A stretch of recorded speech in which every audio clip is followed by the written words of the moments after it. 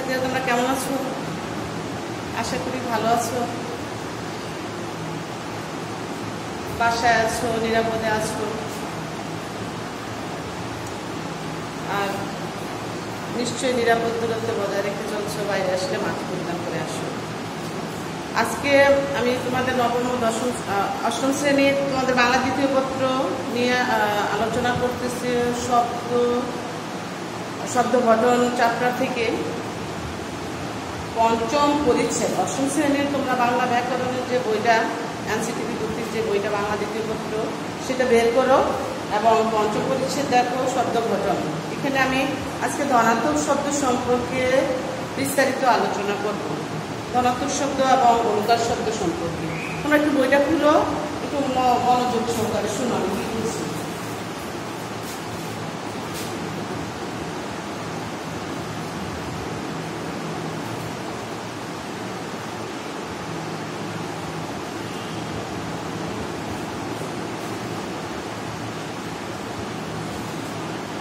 আজকে আমি শব্দ গঠন থেকে ধনাত্মক শব্দ সম্পর্কে আমি তোমাদের বিস্তারিত আলোচনা করব।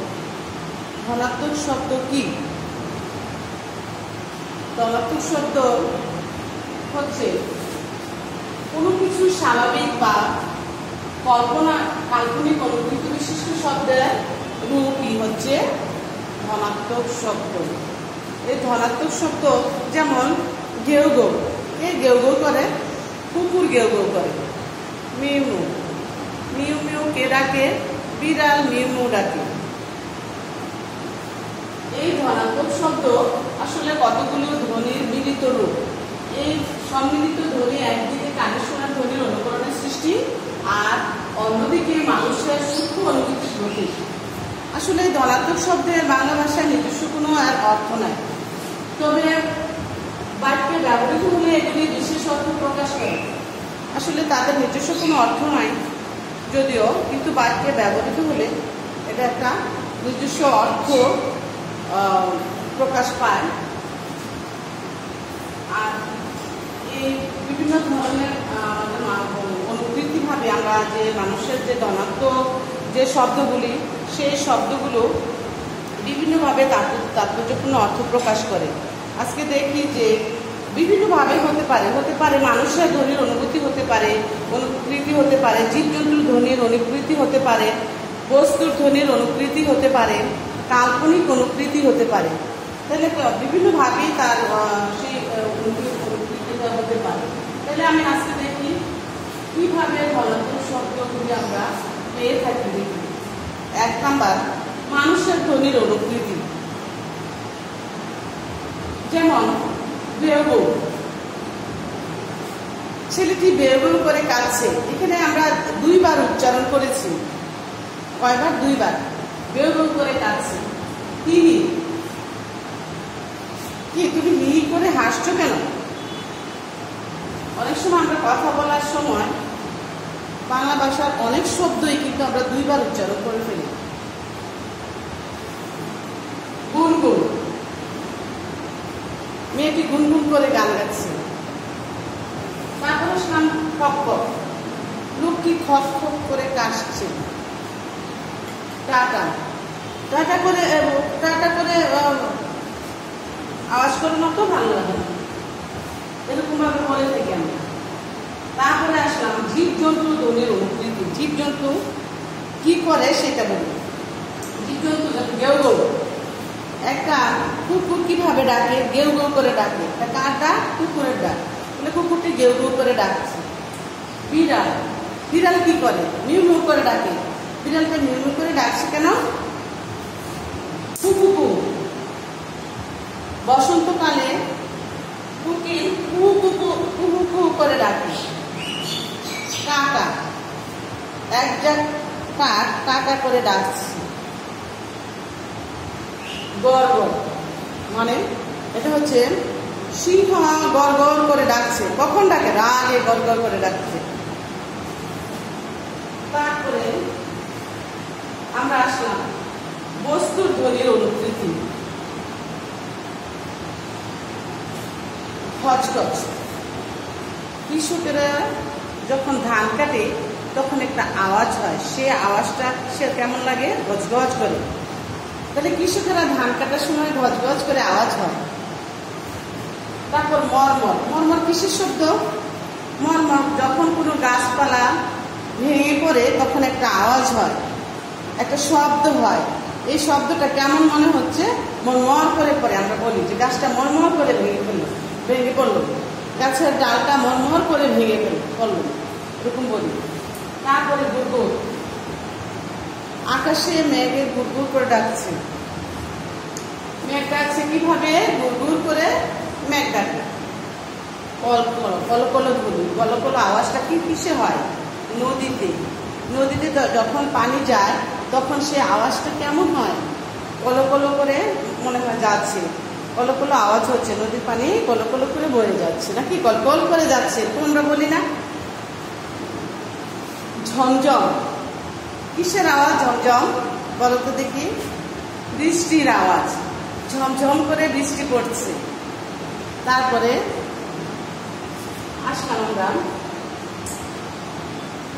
অনুভূতির কাল্পনিক অনুকৃতি। অনুভূতি এটা কোনো আওয়াজ শোনাও যায় না, দেখাও যায় না, কিন্তু অনুভব করা যায় না, এটাই হচ্ছে অনুভূতি। ঝিকিমিকি, ঝিকিমিকি করছে, চাঁদের কিরণ ঝিকিমিকি করছে আকাশে, বলতে পারি। তারপর ঝাঁটা, ঝাঁটাটা কি? এটা আসলে ঝাঁটা হলো একটা রোদের তীব্রতার অনুভব, তাই না? তো ঝাঁটা রোদ উঠলে পরে এমন ভাবে রোদ উঠে তীব্রতার আকার ধারণ করে তখন আমরা কি বলি? তখন এই তীব্রতাটা প্রকাশ করতে গেলে আমরা বলি ঝাঁটা করে রোদ উঠেছে, এরকম বলি, তাই না? তারপরে কুটকুট, আসলে মশা যখন কামড় দেয় তখন বলি কি আমরা? পিঁপড়া কুটকুট করে কামড় দিয়েছে, মশা কুটকুট করে কামড় দিয়েছে। আসলে এটা একটা অনুভবের ব্যাপার, এটা তো দেখা যায় না, তাই না? পায়ে ঝিঝি ধরেছে, এই যে ঝিঝি ধরলে কখনো কি সেটা দেখা যায় না? কি করা যায়? এটা অনুভব করা যায়। তারপরে বলে যে ছমছম, যখন কেউ একটা অন্ধকার জায়গা দিয়ে যাচ্ছে কিংবা কোনো বনের ভিতর দিয়ে রাতের ভিতরে যাচ্ছে, যদি একটু ভয় ভয় লাগছে, তখন আমরা কি বলি? ভয়ে গা ছমছম করছে, ছমছম। সেটা কিন্তু আমরা ভয়টা বেশি পাচ্ছি, তখন এই একটা শব্দটা আমরা ব্যবহার করি। তারপরে চোচো, কি বলি? যখন অনেক খিদা লেগে যায় তখন আমরা কি বলি? আল্লাহ পেটে খিদায় পেট চোচো করছে, বলছি কি বলি? খিদায় পেট চোচো করছে, তাই না? তারপরে এরকম আরো অনেক শব্দ আছে যেগুলি আমরা শুধু অনুভব করতে পারি, দেখা যায় না।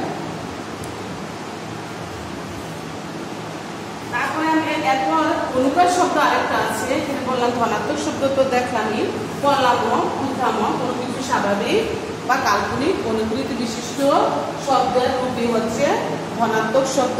বিভিন্নভাবে শব্দের অনুকৃতি হয়ে থাকে। তো মানুষের ধ্বনির অনুকৃতি হয়ে থাকে, জীবজন্তুর ধ্বনির অনুকৃতি হয়ে থাকে, বস্তুর ধ্বনির অনুকৃতি হয়ে থাকে, কাল্পনিক ধ্বনির অনুভূতির অনুকৃতি হয়ে থাকে। এখন আসলাম আমি অনুকার শব্দ। অনুকার শব্দ কি? শব্দের অনুকরণে যেসব শব্দের সৃষ্টি হয় তাই হচ্ছে অনুকার শব্দ। কি? শব্দের অনুকরণে। অবশ্য অনুকার শব্দ ধনাত্মক শব্দের মতোই একটু হেরফের হবে আর কি, বানানে একটু ওরকমই, কিন্তু একটু হেরফের, এই কারণে তো সেটা না হচ্ছে অনুকার শব্দ। তাহলে আমি দেখি অনুকার শব্দ কোনগুলি।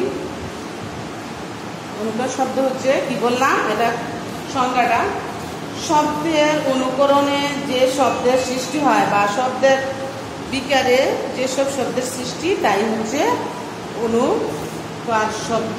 এই অনুকার শব্দ যেমন আবল তাবল, আবল তাবল, এখানে দুইটা শব্দ, আবল তাবল।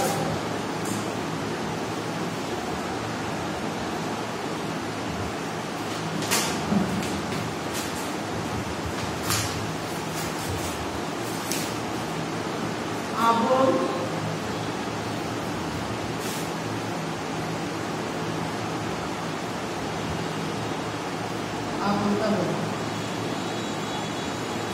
এই আবল, আটা কি হয়ে গেল, তা হয়ে গেল, একটু পরিবর্তন হয়েছে।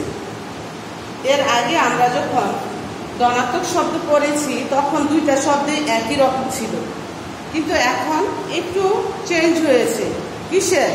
বানানের হেরফের হয়েছে।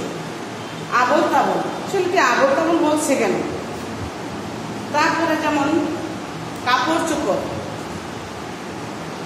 কাপড় চোপড় পরে তৈরি হয়ে নাও, স্কুলের সময় চলে যাচ্ছে, আমরা অনেক সময় এভাবে বলে থাকি। খাবার দাবার, খাবার দাবার, খাবার দাবার, খটা শুধু চেঞ্জ হয়েছে, দ হয়ে গিয়েছে।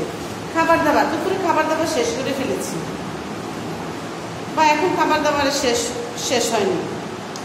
তারপরে যেমন বলতে পারি গোছ গাছ করে নাও, এখনই বের হতে হবে। গোছ গাছ, প্রথম অক্ষরটা চেঞ্জ হয়েছে মাত্র।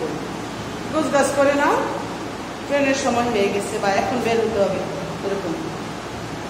তারপরে বলি যে জড়সড়, ছেলেটি জড়সড় হয়ে বসে আছে এক কোনায় বা রাস্তার এক কোনায় বসে আছে ছেলেটি, বা ভিক্ষুকটি জড়সড় হয়ে